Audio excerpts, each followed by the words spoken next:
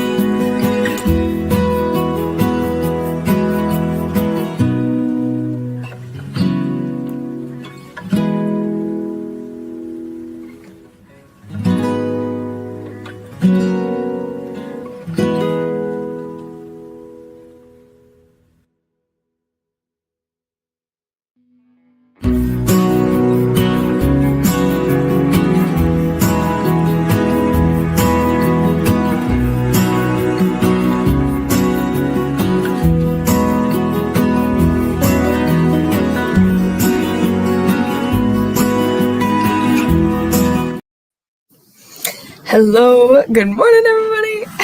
Okay, that's using the cover of my messy room. How are you?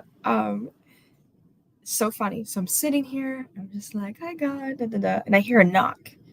I'm like, and I hear a few knocks, and I was like, I'm expecting a cake today to be delivered, but there's no way it's getting delivered at 8 a.m.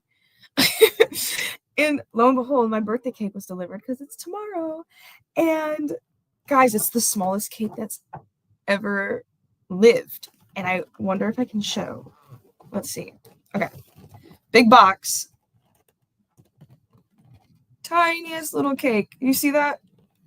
That's a tiny cake. That's like smaller than sweet and savory.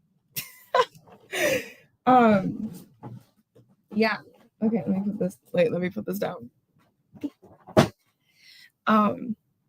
But I chose it was like $25. I was like, that's so easy. Like, I don't want to pay anything more than $25 for a cake. Well, I could, but in this economy. But I chose this bakery. It's literally like, it's all vegan, gluten-free, and I'm not vegan or anything, but there's this bakery in Grand Rapids. It's called Rise, and they made the best cake in the world other than sweet and savory, if you know what I'm talking about. And I've been chasing that ever since. And so I think it's like a chai spiced cake. So we'll see if it's close, but I don't even know. That's like a slice. Like, I don't know if I'm gonna be able to split that with my friends. So, I'll have to think about some solutions. So anyway, let's see who's on this morning. We have my mom. Good morning. We have Connie. Good morning. Emily, good morning. Happy day before your birthday. Same to Chris. Or Chris's is today. I should know this. Good morning. No, his is the same day. His is the same days. I don't know why I think it's the day before. Anyway, all right. So let's get into it. We're on day 88. You have a forever friend. And the verse of the day is John 15:15. I have called you friends. The devotion says, our lives are like paths, and sometimes we walk parallel to each other. And when that happens, we tend to think we stay side by side as friends forever. Then we come to an unexpected fork in the road, and God asks us to take steps in different directions. And over time, we discovered we're not as close. Confession, I hate when this happens. My natural tendency is to go back to the past or abandoning the road God has for me so I can get on the one he's chosen for my friend, or running ahead to where our paths might cross again. But here's the trouble with those choices. I would be following my heart instead of following Jesus. Here's a really hard reality I'm learning to embrace. Some friends are with us for a reason, a specific goal or purpose from God, and some friends are with us for a season, a particular time in his plan. Very few will walk behind us for a lifetime, or beside us for a lifetime. That doesn't mean we're a failure at friendship or we've done something wrong. It simply means God has a unique path for each of us. And yes, sometimes friendships drift through neglect or self-destruct because of unresolved conflict, but I found more often we have just completed the part of the journey God intended for us to share, and that's okay. The only person we must walk with us for a lifetime is Jesus. And as we do, we can trust that he'll bring a friend alongside us for a reason, a season, or lifetime in ways and times that are truly best. And our just for Jot is, God, thank you for being my heart's most faithful friend. And how has Jesus been a friend to you? Oh, Jesus has been a friend. I love telling Jesus stuff. I don't know. You just having a relationship with God is the best thing. Like, there's nothing else like it.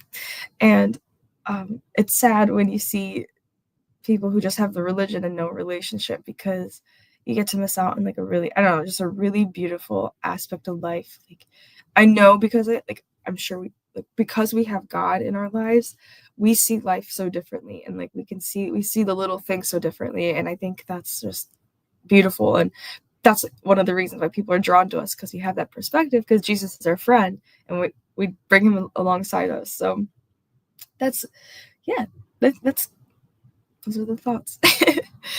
And then, okay, yes, just so we're all clear, Chris Conley's birthday is tomorrow. Yes, sweet and savory hat. Yeah, guys, I want to hunt down. Okay, don't want to hunt down, but I want the owners of Sweet and Savory. Yeah, they made the best cakes ever, and also there's no cakes in New York that taste like sweet and savory cakes, and will forever be haunted. I saw on Facebook, because I was looking at one point, I was like, maybe they posted the frosting recipe just once. They haven't. So if you see one, let me know. But anyway, all right, that's all I have. Tonight, I have a new roommate of the last few months, and we've actually become pretty like close friends. I was just with her at like an art opening for the Brooklyn Museum last night, and her parents are coming in town, so we're going to Francis's Tavern tonight, and that is where George Washington gave his his departing speech. Oh, there's a specific word for it, but I can't remember because I haven't had coffee yet. His farewell toast or something.